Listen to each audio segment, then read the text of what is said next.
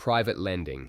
If you have funds sitting in the bank and you're looking to invest, private lending can be a very lucrative option when it's done properly. In New South Wales, private lending is perfectly legal, but the key is structure and protection. First, you need a strong, enforceable loan agreement. This isn't a template you download online. It must clearly set out the loan amount, interest rate, default interest, repayment terms, enforcement rights, and events of default. Poor drafting is where lenders get burned. Second, security is critical. A registered mortgage over real property is the gold standard.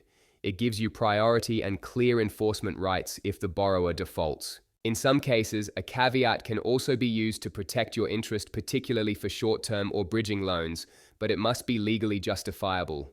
Third, returns. Business and commercial loans are not subject to the same consumer credit restrictions, which means interest rates can lawfully be higher than standard home loans, provided the transaction is structured correctly and not unconscionable.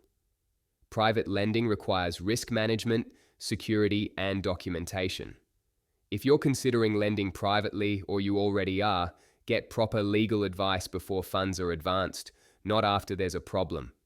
Done right, private lending can be a powerful wealth strategy. At Fasha Solicitors, we can take of all your private lending needs, including preparing the loan agreement, securing the funds through a mortgage or caveat and enforcement if there is a default.